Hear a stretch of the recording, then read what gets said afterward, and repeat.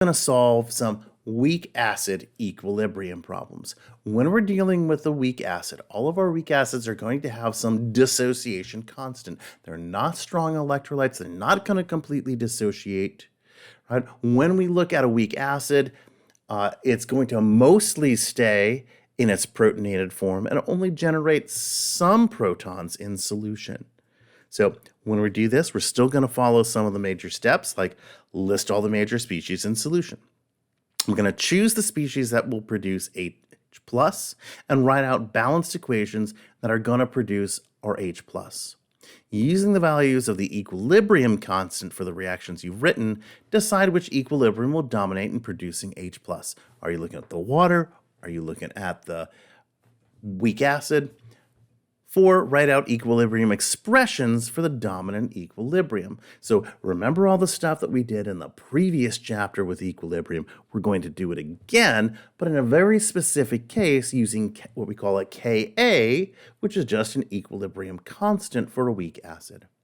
5, we're going to list the initial concentration of the species participating in the dominant equilibrium. So we're going to do an ice table, define the change needed to achieve equilibrium, define X. Number 7, write the equilibrium concentration in terms of X. And 8, substitute the equilibrium concentrations into the equilibrium expression. 8, solve for X. Most of the time you can do this the easy way, where we're going to make that simplifying assumption. We'll use that 5% rule. So in other words, if they're separated by 3 orders of magnitude, and that's often the case, right? Our Kas are usually going to be small for a weak acid. They're not going to dissociate much. They're going to be on the order of 1 times 10 to the minus 4. Things in our concentrations are oftentimes in 0.1 molar. So we're usually pretty good with that. If in doubt, you're going to solve that quadratic. And then you're going to calculate the H plus and then probably the pH as well. All right, so let's do a concept check. If we've got an 0.8 molar aqueous solution of the weak acid, HCN, which has a Ka of 6.2 times 10 to the minus 10, what are the major species in solution? Just kind of like thinking about this and that simplifying assumption. Here I've got 0.8 molar. Here I've got 10 to the minus 10. They're well separated. We're going to be able to use that simplifying expression.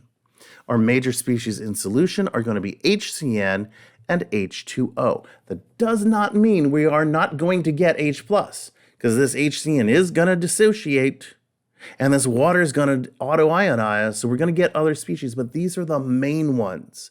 Our primary reaction is going to then be between the HCN, or acid, and H2O, water, and we're going to generate H3O+, and Cn-, the conjugate base. This primary reaction is chosen because the K value is significantly larger, thus the primary source of H3O or H+. So in our reaction, we have to look at which of the two reactions are going to control the pH.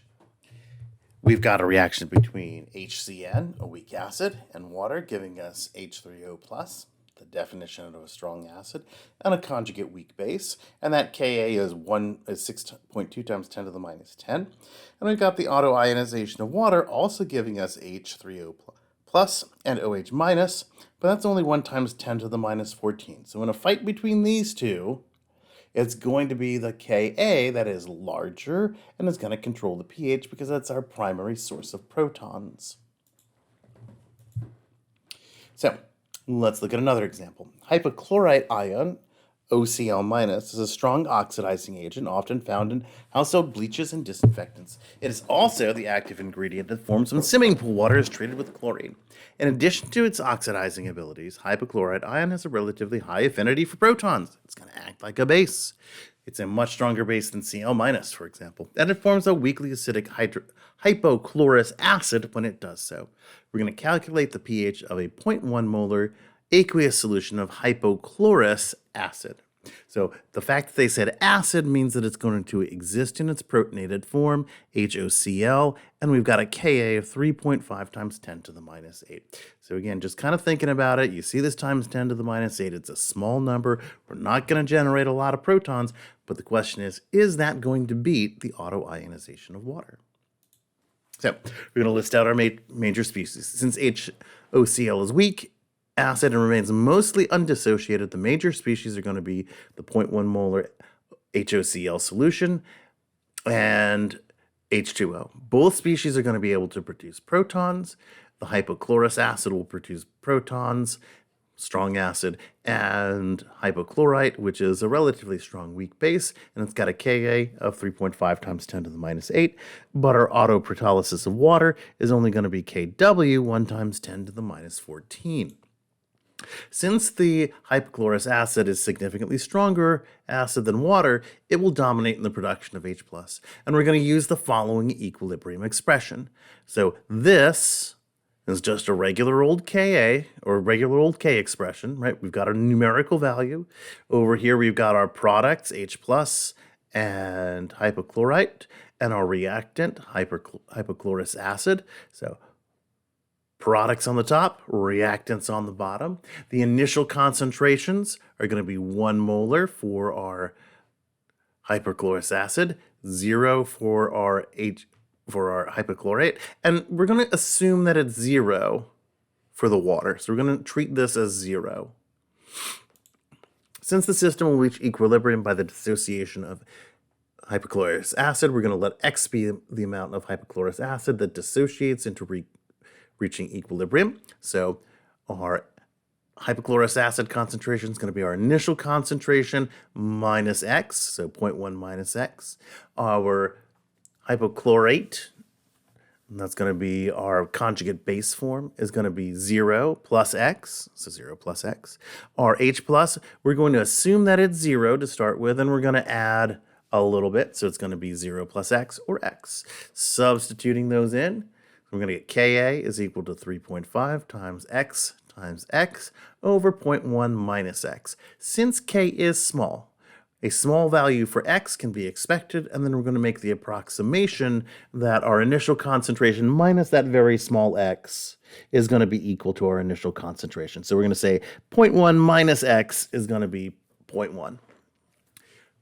Right, simplifying that, we get Ka is equal to 3.5 times 10 to the 8th, which is equal to X squared over 0.1 minus X. We'll solve for X, and that's going to give us a value of 5.9 times 10 to the minus 5. Our approximation is going to be valid since 0.1 minus 0.000059 is going to be pretty small, so it's 0.05%. Right? It's much less than 5%. Our approximation is valid, so we calculate the H+. Our H+ concentration was equal to X. We said it was 5.9 times 10 to the minus 5. Our pH is just going to be the minus base 10 log of that, so minus base 10 log of 5.9 times 10 to the minus 5 should be somewhere around 5, and we get 4.3.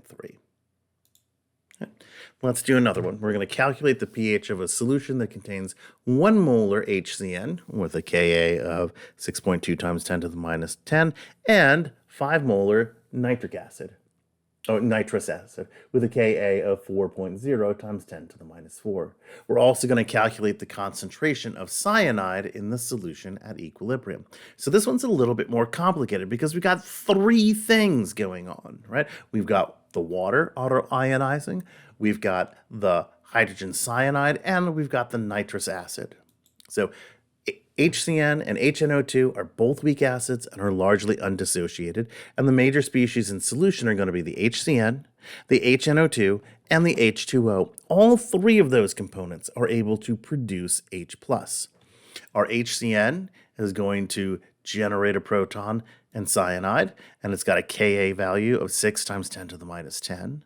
Our nitrous acid is going to generate H+, and NO2, nitrite, and it's got a Ka of 4 times 10 to the minus 4.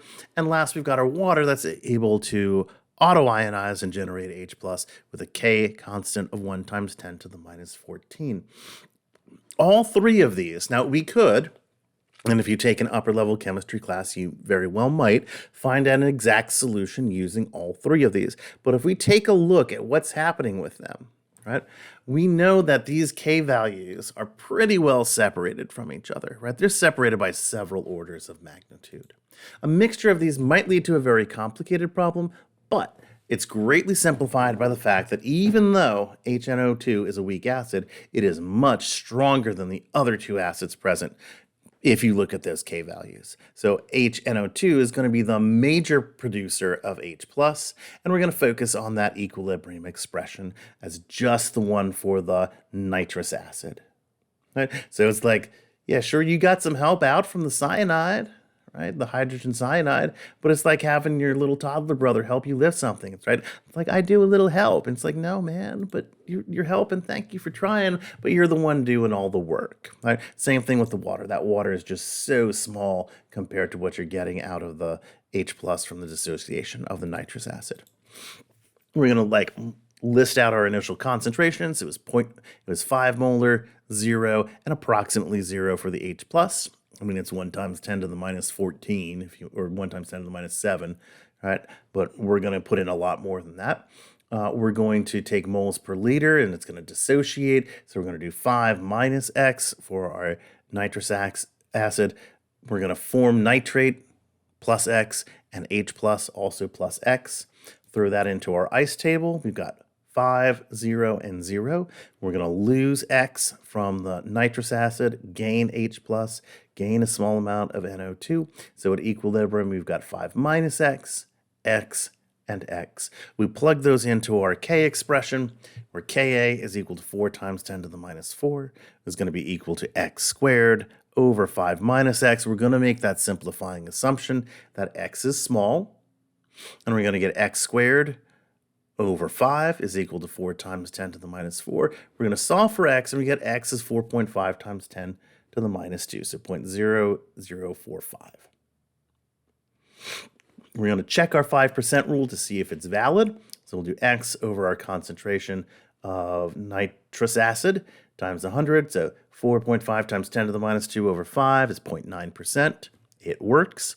Therefore, our H+ concentration is equal to X, which is 4.5 times 10 to the minus 2 molar, and our pH minus base 10 log of 4.5 times 10 to the negative 2 is 1.35. So you may have already started to see that this setup here, right, looks a lot like the setup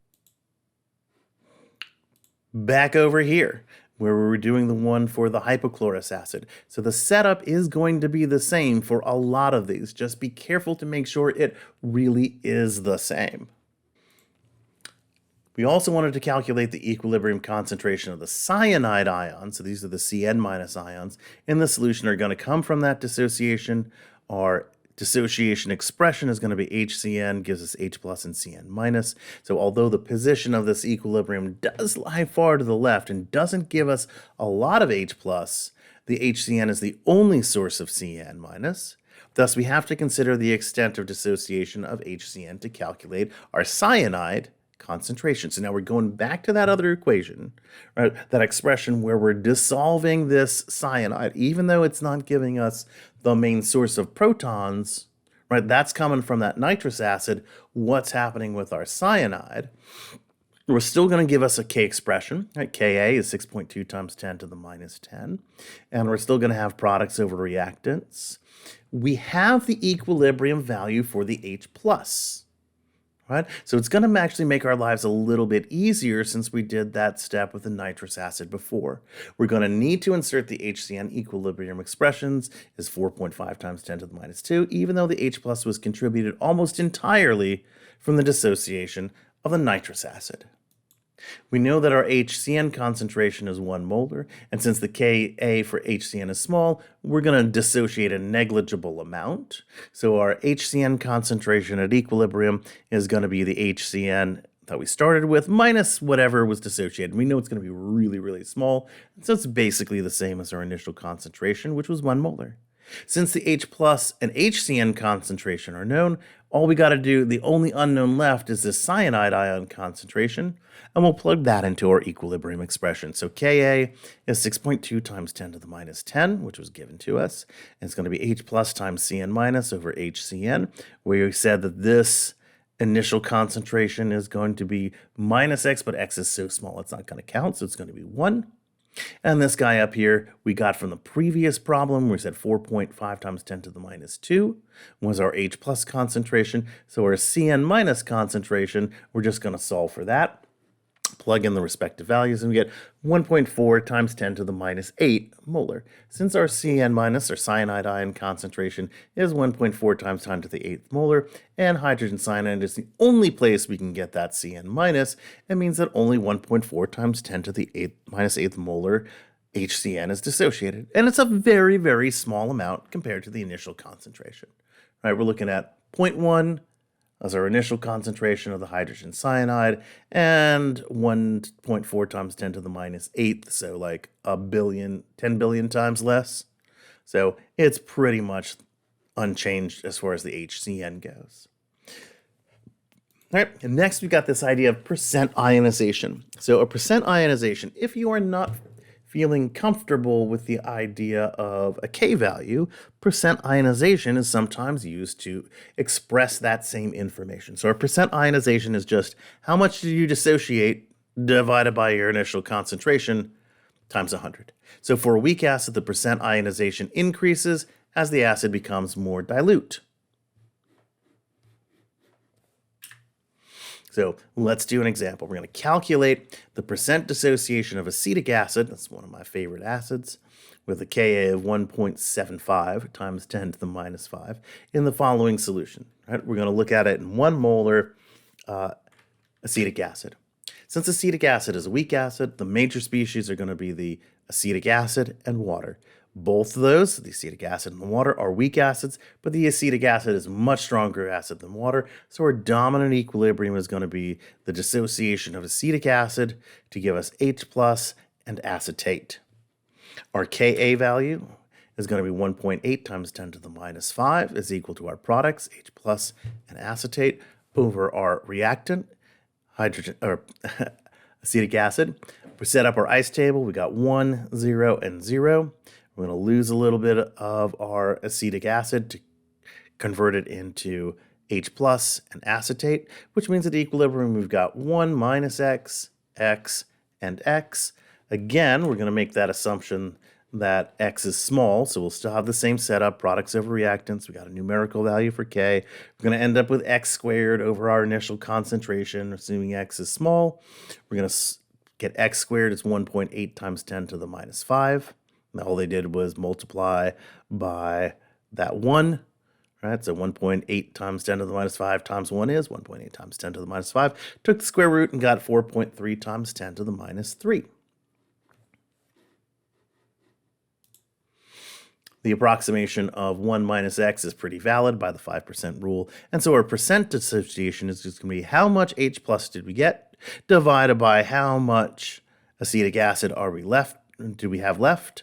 And we said that's going to be a very small change, so it's pretty much times 100. It's going to be 4.2 times 10 to the minus 3 over 1 times 100, or 0.42%. And acetic acid is a pretty medium level weak acid. So you've got some weak acids that are stronger, going to give you more protons, have a higher percent dissociation. You've got some that are a lot weaker, like that hydrogen cyanide. And so, about 0.5% is all the more that's going to dissociate, which means 99.5% of your solution of this weak acid is staying in this acidic form, and only about 0.5% will dissociate into H plus and the conjugate base acetate.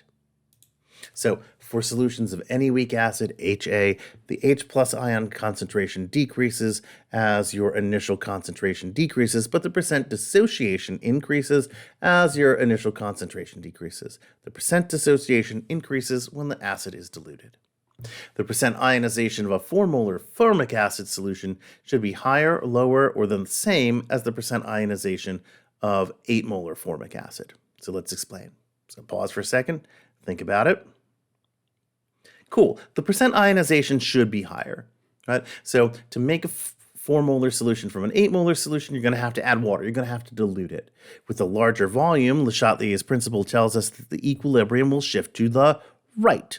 Thus, the percent ionization will increase. However, this increase, if offset by the dilution factor, the solution has an overall lower concentration of H+.